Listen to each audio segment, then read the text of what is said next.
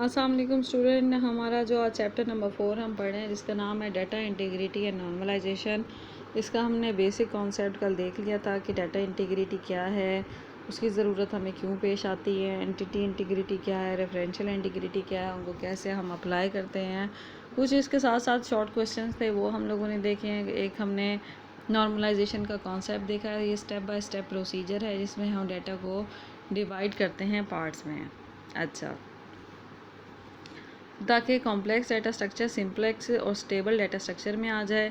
और functional dependency पे ये analysis it is based on the analysis of functional dependence. तो इसके अलावा हमने कल कुछ जो थे हिडन प्रॉब्लम्स थे, synonyms, homonym, mutual exclusiveness and redundancy, तो वो हमने सारे डिस्कस किए थे। होपफुली आपको अच्छी तरीके से समझ में आए होंगे। आज हम देख रहे हैं नॉर्मलाइजेशन स्टेप्स क्या हैं। Normalization is often accomplish in step each of which correspond to normal form. It can be graphically express as follows. Please see the next page. ये देखिए आपका स्टेजेस हैं आपकी। फर्स्ट नॉर्मल एक टेबल है, वो हमें फर्स्ट नॉर्मल फॉर्म में जब आएगा, जब हम रिपीटिंग ग्रुप दूर कर देंगे तो वो फर्स्ट नॉर्मल फॉर्म में चले जाएगा। फिर हम उसमें से रिमूव करेंगे पार्शियल डिपेंडेंसीज तो वो सेकेंड नॉर्मल फॉर्म में चला जाएगा। फिर हम रिमूव करेंगे ट्रांजिटिव डिपेंडेंसी तो वो थर्ड नॉर्मल फॉर्म में चले जाएगा। इसी तरीके से रिमेनिंग नॉर्मलीज जो हम दूर करेंगे तो रिजल्टिंग आप फंक्शनल फ्रॉम फंक्शनल डिपेंडेंसी तो हम हायर नॉर्मलाइजेशन फॉर्म की तरफ मूव कर जाएंगे। लेकिन हमने पहले ये जो तीन आपकी नॉर्मल फॉर्म है, first normal form, second normal form, third normal form, हमने इसको सारा देखना है। हमारा ये जो स्कोप ऑफ स्टडी है इस चैप्टर बुक में आपके सिलेबस में थर्ड नॉर्मल फॉर्म तक का है कि आपको वो अच्छी तरीके से आ जाए।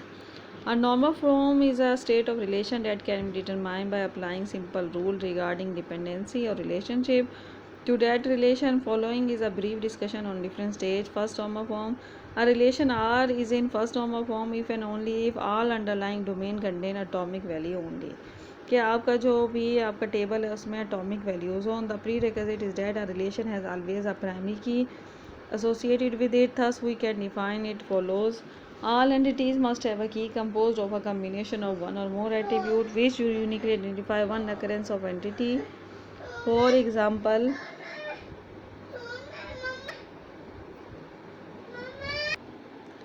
अच्छा, तो हम क्या देख रहे हैं, फर्स्ट नॉर्मल फॉर्म को देख रहे हैं कि आपका टेबल फर्स्ट नॉर्मल फॉर्म में कब आता है। A normal form is a state of a relation that can be determined by applying simple rule regarding dependencies or relationship between attribute to that relation. Following is a brief discussion on different stages. First normal form. A relation R is in first normal form if and only if all underlying domain contain atomic values only. The prerequisite is that a relation has always a primary key associated with it. A normal form is a state of relation that can be determined by applying simple rule regarding dependency or relationship attribute between attribute to that relation. Following is a brief discussion on different stage. First normal form. A relation R is in first normal form if and only if all underlying domain contain atomic values only. The prerequisite is that a relation has always a primary key associated with it. Thus we can define it follows as all entities must have a key composed of a combination of one or more attribute which uniquely identify one occurrence of an entity. For example, customer है तो customer ID we can create key on these three attributes, but the key on customer name could be cumbersome because of being a lengthy attribute. Customer name, customer telephone number, customer father name, इस तरीके से बहुत सारे उसके attribute होंगे। For any single occurrence of an entity each attribute must have one and only one value. An attribute must have no repeating group. For example, department है तो उसमें department number, department name, employee number, employee name ये डालने की जरूरत नहीं है, इसको हम अलग टेबल बनाएंगे. फिर आइटम नंबर यहाँ पे मैगजीन के बारे में डाला हुआ है, आइटम कोड और ये डिफरेंट दिया होता है. Error exist in the above example because some attribute are being repeated for a single occurrence of each record. We should try to avoid this repetition. Following are the step to achieve this. तो हम लोग क्या करेंगे, whenever repeating group occurs, the repeating attribute must be removed and placed where it belongs under the entity that is described.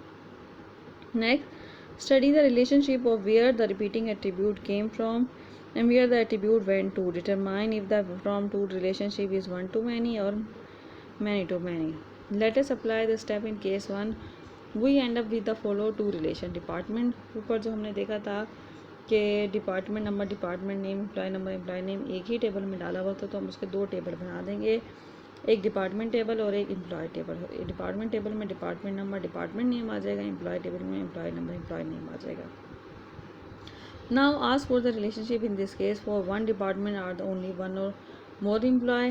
Then repeat the question in reverse. From one employee are there one or many department? In this case one department has many employee but one employee has only one department. Therefore the relationship is one to many.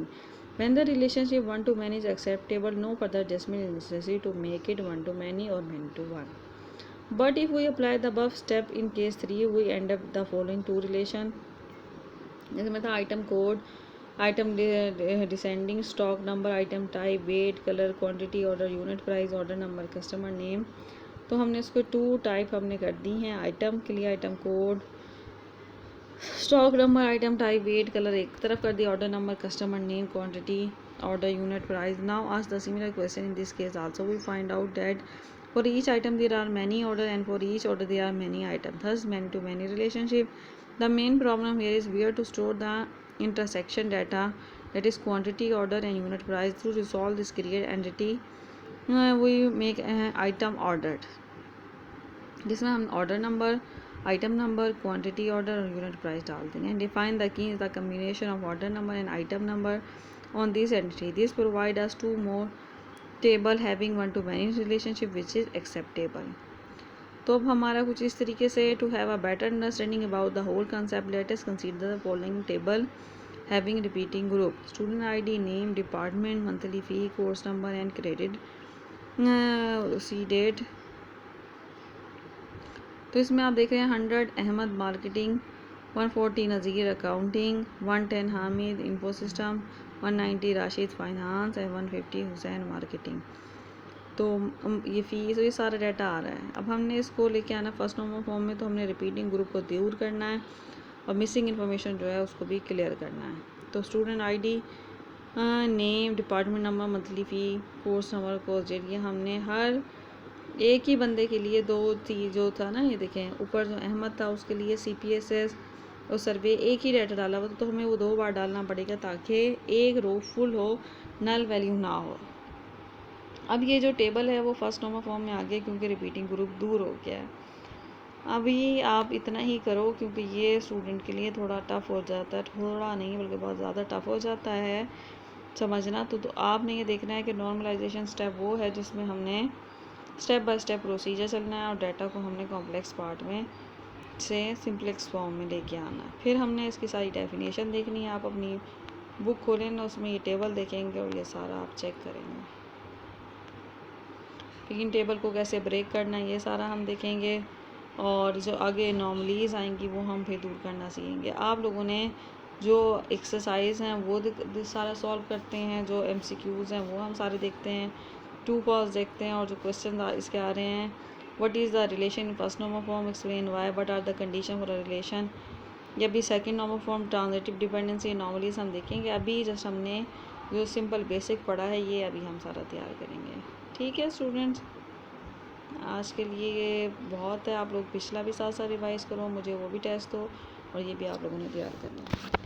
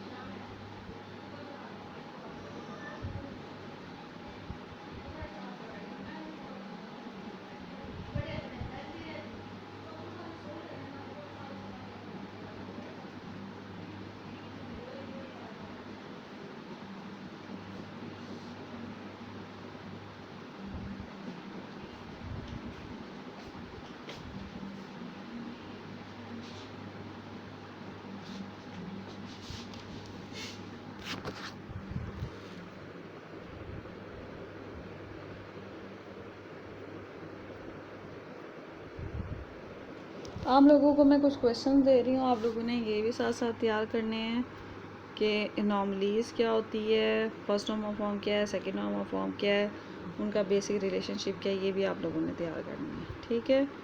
और जो ये chapter के and में entity integrity constraint the that the dash cannot be null, dash key must refer the primary key in another table or must be null, normalization the process of converting dash structure into simple and stable structure, ये सारा हम पढ़ चुके हैं। तो ये साथ साथ आप लोगों ने डिवाइड वो भी करते जाना है, तैयार करते जाना है, ठीक है। और कोई जो प्रॉब्लम है आपको समझ में नहीं आ रही है, आप लोगों ने वो भी मुझसे साथ साथ फिर डिस्कस करनी है।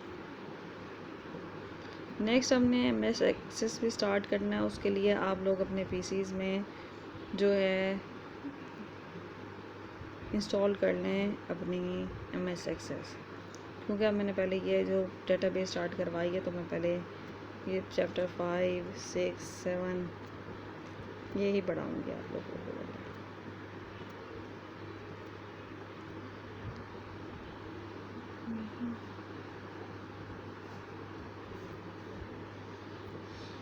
Okay class, thank you.